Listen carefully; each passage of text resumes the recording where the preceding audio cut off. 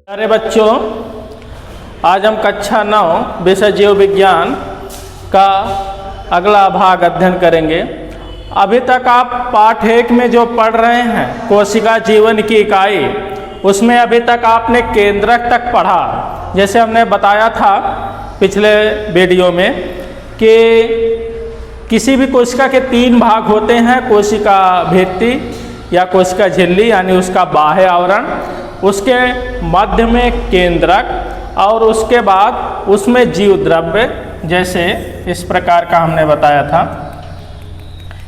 ये बाह्य आवरण रहा, चाहे यह कोशिका भित्ति होगा या तो कोशिका झिल्ली होगी। अगर जंतु कोशिका होगी तो झिल्ली, नहीं तो पादप होगा तो कोशिका भित्ति। अंदर जीव द्रव्य भरा हुआ होता है। जीव द्रव्य ही कोशिकाओं के जीवन का भौतिक आधार होता है। इसी आधार पर ही कोशिका को जीवित अथवा मृत माना जाता है। अगर जीव द्रव्य है तो कोशिका जीवित, अन्यथा उसे मृत माना जाता है। हक्सले ने इसीलिए जीव द्रव्य को ही जीवन का भौतिक आधार माना है। अब यहाँ पर हम बीच में देखेंगे तो केंद्रक होता है, न्यूक्लियस। केंद्रक सबसे मुख्य कोशिकांग होता है। केंद्रक ही एक ऐसा कोशिकांग है जिसके आधार पर, जिसकी उपस्थिति और अनुपस्थिति तथा उसके विकसित और अविकसित होने के आधार पर कोशिकाओं को 2 भागों में बांट भी दिया गया है। अगर कोशिका में केंद्रक अल्प विकसित है तो प्रोकैरियोटिक, अगर कोशिका में केंद्रक विकसित है तो वह यूकैरियोटिक कोशिका कहलाएगी। हम यहाँ एक यूकैरियोटिक कोशिका का अध्ययन कर रहे हैं, यानी कि विकसित केंद्रक वाली कोशिका का अध्ययन कर रहे हैं। तो यहाँ पे बीच में केंद्रक होता है और इसमें इसके चारों ओर कोशिकांग तैरते हुए अवस्था में पाए जाते हैं। जैसे राइबोसोम, गाल्जी काय, माइटोकॉन्ड्रिया, लावक, स्फेरोसोम, डिक्टियोसोम, सारी चीज़ें और लाइसोसोम वगैरह, अंतःप्रदव्य जालिका, बहुत सारे कोशिकांग जो हमने पिछले वीडियो में आपको बताया था, ये पाए जाते हैं। तो हम केंद्रक का अध्ययन कर रहे थे। केंद्रक बीचों बीच होता, हमने बताया था। इसके चारों ओर एक आवरण होता है जिसे केंद्रक कला कहते हैं। इसके बीच बीच में न्यूक्लियस पोर यानी केंद्रक छिद्र होते हैं। ये छिद्र जो हैं इन्हीं के रास्ते पदार्थों का इनमें आदान और प्रदान होता है। और इसके अलावा यहाँ बीच में इसके अंदर भी केंद्रक द्रव्य भरा होता है और एक छोटी सी केंद्रिका होती है जो कोशिका विभाजन के समय केंद्रक को 2 भागों में बांटती है। और बीच में ऐसे धागे के समान उलझी हुई रचना होती है जिसे क्रोमैटिन जाल कहते हैं, यानी हिंदी में गुणसूत्रीय जाल कहते हैं। गुणसूत्रीय जाल कहते हैं। इसे एक वैज्ञानिक था वाल्डेयर, उसने इसे फैला करके जब सीधा किया, ऐसे यही 2 धागे जैसी जो संरचना है, इसी को उसने फैला करके जब सीधा किया तो उसने देखा कि यह 1-2 धागों से मिलकर के नहीं बल्कि कई धागों से मिलकर के बनी हुई एक लंबी रचना है और जिसका नाम गुणसूत्र है। स्ट्रासबर्गर ने इसे गुणसूत्र कहा। अब देखिए यहाँ पर यह कई धागों से मिलकर के बनी हुई रचना है और इन्हीं धागों को गिन करके गुणसूत्रों की संख्या का पता लगाया जाता है। जैसे सभी जीवों में गुणसूत्रों की अलग अलग संख्या होती है। मनुष्य में 46, मटर के पौधों में 14 और ऐसे ऐसे करके सभी जीवों में और पौधों में, उनकी कोशिकाओं में गुणसूत्रों की अलग अलग संख्या होती है। गुणसूत्र ही मुख्य आनुवांशिक पदार्थ के रूप में जाने जाते हैं जो आनुवांशिक लक्षणों को अर्थात माता पिता से उनके लक्षणों को आने वाले संतानों में ले जाते हैं। अब यहाँ पर आप देखेंगे कि ये गुणसूत्र जो है इसे फैला के देखा गया तो ये पता चला कि इतना लंबा जाल है, एक धागे नुमा संरचना है जिससे पृथ्वी से सूर्य की दूरी को 6 बार नापा जा सकता है। इतना गुणसूत्र है मनुष्य के शरीर में। अब इसके बारे में अगर आगे देखा जाए तो इस गुणसूत्र की संरचना के अगर बारे में, तो इसी गुणसूत्र दो पदार्थों से मिलकर के बने होते हैं, एक न्यूक्लिक अम्ल से और दूसरे प्रोटीन से, अर्थात न्यूक्लियोप्रोटीन से मिलकर के बने होते हैं। न्यूक्लिक अम्ल दो प्रकार के होते हैं, डीएनए और आरएनए। यही डीएनए और आरएनए मुख्य रूप से आनुवांशिक पदार्थों को एक पीढ़ी से दूसरी पीढ़ी में ले जाने के लिए काम करते हैं और यही माता पिता से उसके होने वाले संतानों में लक्षणों के वाहक हैं। डीएनए के बारे में आगे पढ़ाया जाएगा आपको। अब हम पढ़ते हैं एक एक कोशिकांगों के बारे में। सबसे पहले जो हमने बताया कि अगर एक कोशिका है तो इसमें जीव द्रव्य है, मध्य में केंद्रक था और इसके अंदर तैरते हुए अनेक कोशिकांग थे। जैसे उदाहरण के लिए पहले कोशिकांग का अध्ययन करेंगे माइटोकॉन्ड्रिया का। माइटोकॉन्ड्रिया क्या है?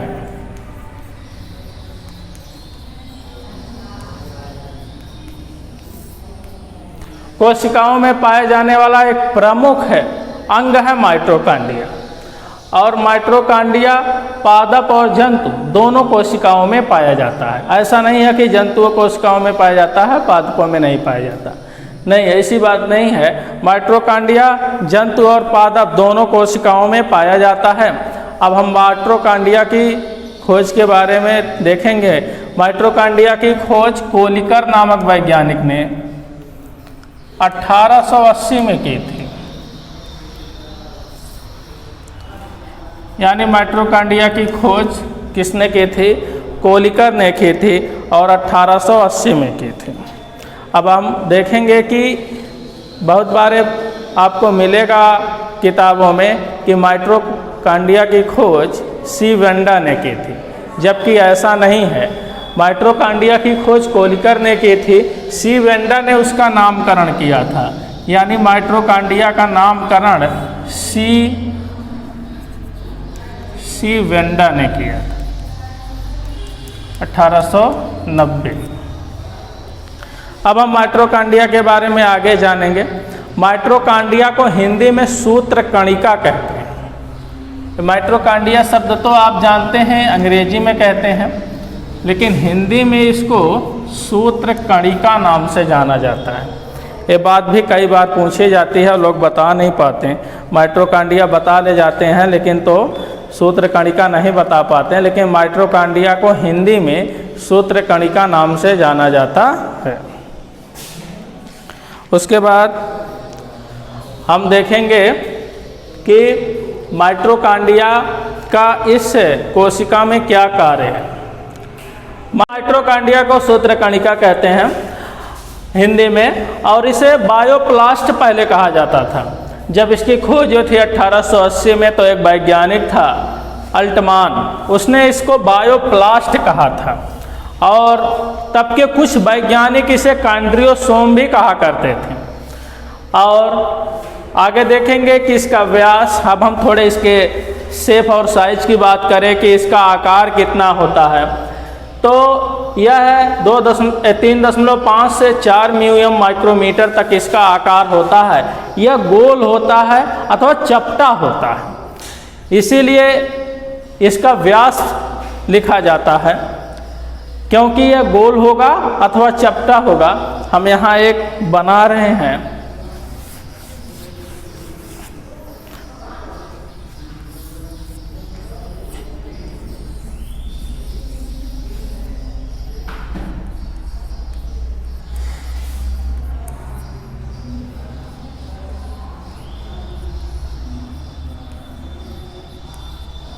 ये देखिए, ये गोल या चपटा होता है और इसमें अंदर जब आप देखेंगे तो इसमें अंगुली के समान प्रवर्ध होते हैं। जैसे अंगुली है आपकी, उसी तरीके की रचना होती है जिसे क्रिस्टी कहते हैं।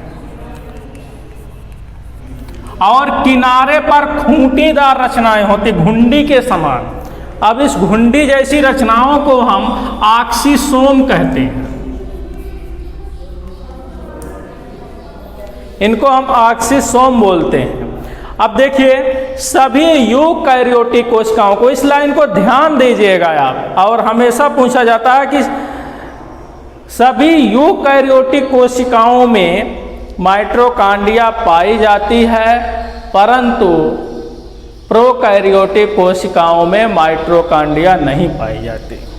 इस बात का आप ध्यान देंगे कि जितने भी यूकैरियोटिक कोशिकाएं होंगी उन्हीं में ही माइटोकॉन्ड्रिया पाई जाती है, और जिनमें प्रोकैरियोटिक कोशिकाएं जो होंगी उनमें नहीं। कहने का मतलब है, अगर हम बात करें जीवाणु, जीवाणु कैसी कोशिका है? प्रोकैरियोटिक कोशिका है। क्यों? क्योंकि इसमें अल्प विकसित यानी केंद्रक कला विहीन केंद्रक पाया जाता है, केंद्रक कला युक्त नहीं होता।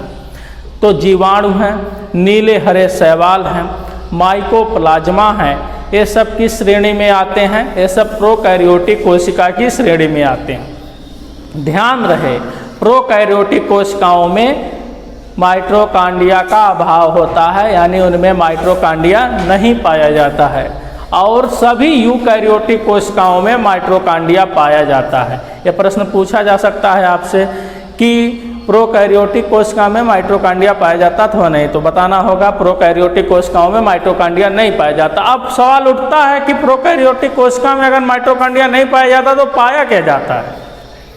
प्रोकैरियोटिक कोशिका में माइटोकॉन्ड्रिया नहीं पाया जाता, तो माइटोकॉन्ड्रिया वाला काम कौन करता है? क्योंकि माइटोकॉन्ड्रिया बहुत महत्वपूर्ण अंग है कोशिकाओं में पाए जाने वाला, क्योंकि यह पावर हाउस बोला गया है। अब इसके कार्य में हम इसकी चर्चा करेंगे। तो यहाँ पे हम बता दें कि प्रोकैरियोटिक कोशिकाओं में माइटोकॉन्ड्रिया नहीं होता, बल्कि माइटोकॉन्ड्रिया के स्थान पर एक रचना होती है, इसी से मिलती जुलती रचना होती है, जिसे मीसोसोम्स कहते हैं।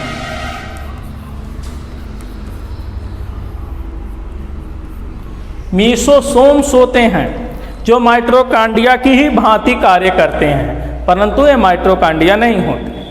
इसीलिए प्रोकैरियोटिक कोशिकाओं में माइटोकॉन्ड्रिया का अभाव होता है, और माइटोकॉन्ड्रिया केवल यूकैरियोट्स में ही पाई जाती हैं।